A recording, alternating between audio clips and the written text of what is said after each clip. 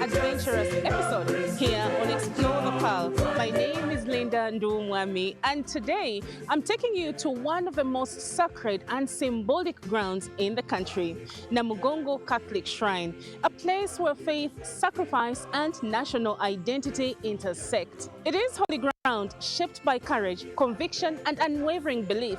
From the footsteps of the Uganda Martyrs to the millions who gather here every year, Namugongo tells us a story that continues to inspire generations. So, as we explore its history, architecture, and spiritual meaning and cultural impact, I invite you to take a walk with me.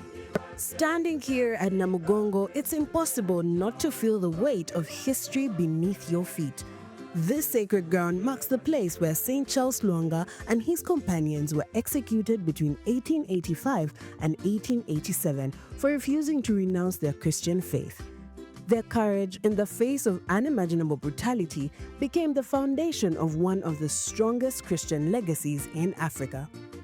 What began as a place of suffering has transformed into a global symbol of faith and resilience. Every year on June 3rd, millions of pilgrims from across Uganda, Africa, and the world walk long distances to gather here, some barefoot, some in silence, others in song, all drawn by a shared belief in sacrifice and hope. The shrine itself tells this story through design. Its towering basilica, shaped like a traditional African hut, reflects unity, protection, and belonging. Surrounding it are prayer spaces, memorial grounds, and quiet paths that invite reflection.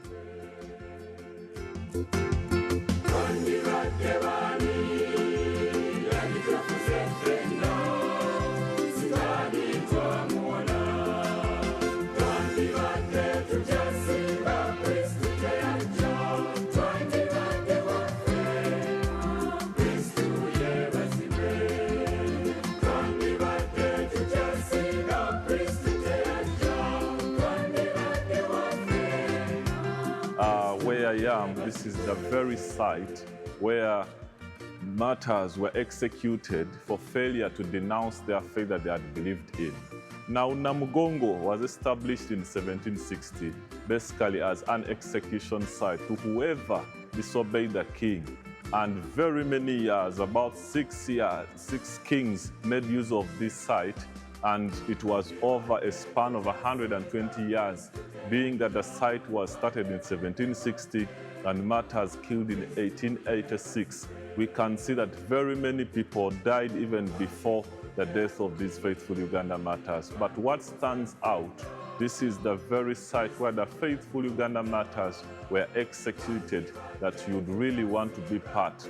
People out there need to know that I need to reach and move in the footsteps of these Uganda martyrs. Now, before the martyrs were brought here, a lot went into place, knowing that before Christianity came into Uganda, people had a belief, and that is the African traditional religion, whereby a king was looked at as a god of worship, but they also embraced the different small gods basically to believe in, each god having a particular role they were addressing, about 70 of them. So that was the mode of worship until a point reached and missionaries started coming into Uganda. And missionaries came, they were doing a lot of development and civilization on invite by the King Mutesa I, and these people were received when the Queen of England, by then, Queen Victoria, sent us those missionaries. So when they arrived, they were received well.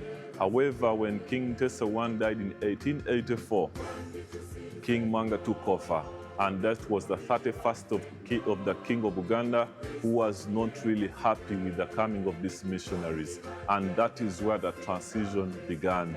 These missionaries built schools, put up hospitals, but they were preaching the gospel and people were converting. And among them were the Uganda martyrs who were killed here, who actually were very close to the king. They used to work in a place in Munyonyo, serving him, but now they turned the other way around. And there was a worry in the way they were worshiping at that time. They left the traditional way of worship and they embraced the Christian faith, even praying and reciting the Lord's Prayer that, "Our Father, may your kingdom come." So there was a worry. Are there other kingdoms coming to take over Buganda? So the king had to give a final chance to whoever could denounce their faith and be let free, or else you're brought to this very place, just like any other person who was disobedient to the king. So the journey from Unyonyo, a place which takes over 30 kilometers from this place, it was not a simple journey. We can look at a reflection of young people being made to walk on foot, not comfortably the way pilgrims come moving to Namugongo, but they were subjected to torture with hope that probably they'll reach a point and denounce after inflicting so much pain on these young people. Failure to walk because of the pain, they had to be forcefully dragged on their backs. The soldiers of the king, whom we call the Bamboas in Uganda, they used to tie the legs of these young people and drag them. No wonder Charles Lwanga died at the Catholic shrine, one matter over there. Then 25 young people, and of the 25, 12 were Catholics and 13 were Anglicans, were finally brought here, a place where we come to renew our faith. When you reach Namugongo, a place where I yearn for all of you to come and see a place where the seed of our faith was sowed long time ago, you really have a heart-touching story, a life-transforming story, knowing what these young people went through and what they persevered.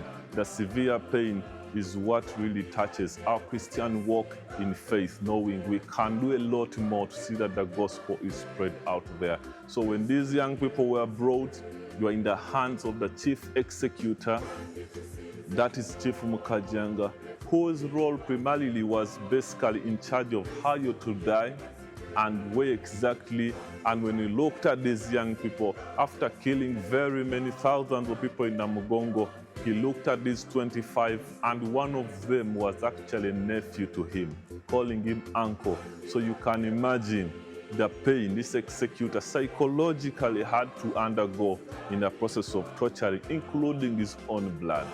But these young people were faithful to the end, like Revelations 2:10 talks about. Be faithful and you're given a crown of everlasting life. So the chief executor gave them 7 full days. But those were days of reflection, days of torture, so that with the hope that probably they would give up, which didn't happen. So when we move, we look at the various ways how these young people were tortured. Once they were brought, the soldiers were busy sharpening their killing tools, making sure that their tools are ready for killing. But also, the sound that comes out of it is to show you that now we are ready.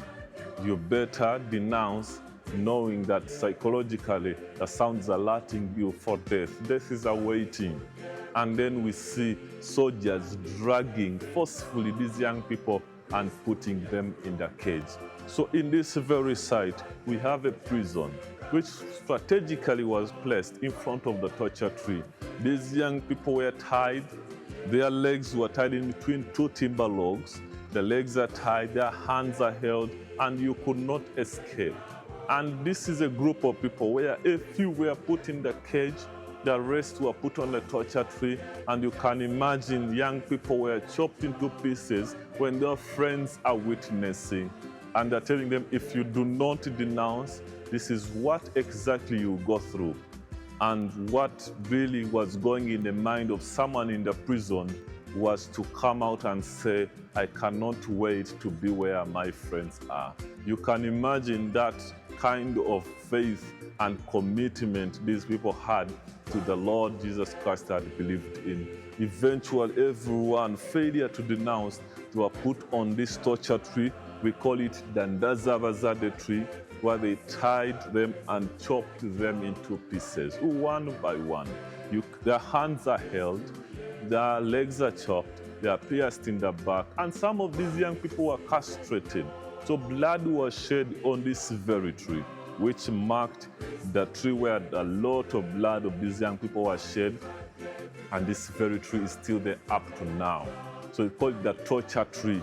because most of the bloodshed was on it, and we have preserved it, and people need to come, not to scare you, but to show you this is the price some young people paid 140 years ago for the gospel that we believe in. And the soldiers, having looked at this, all this happened, chopping off people's hands and legs, and no one is denouncing. Actually, literally, most of them were dead. A few had life, but close to death. But then, even those that literally had small life, they had to gather everybody, whether you're dead or alive. They put you together and they set you on fire. So from the torture tree, they gather you, they bring you on the fireplace, they wrap everybody in the reeds, and at the pattern they use, they put the legs in the center, the heads towards the end.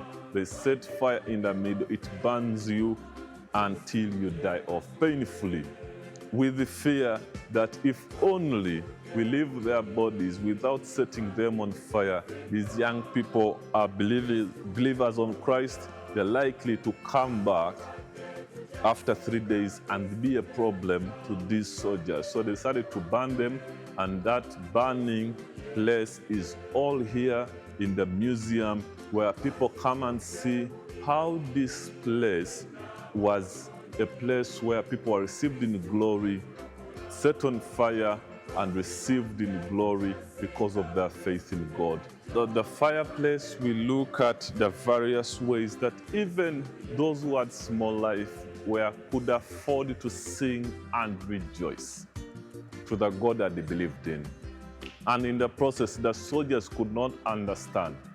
They believed as if it is noise. How can you be rejoicing in fire instead of lamenting and calling out for help? Their faces, for those who are singing, they were pierced in their stomachs, yet they're in the fire. They were adding in firewood, and then others were thrown directly into the fire, which was very painful.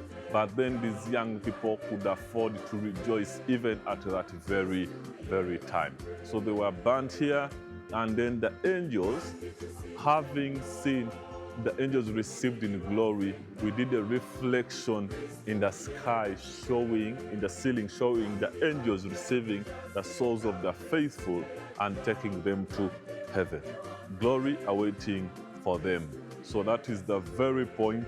And the burning happened on the 3rd of June, 1886. That is the day, 3rd June every year.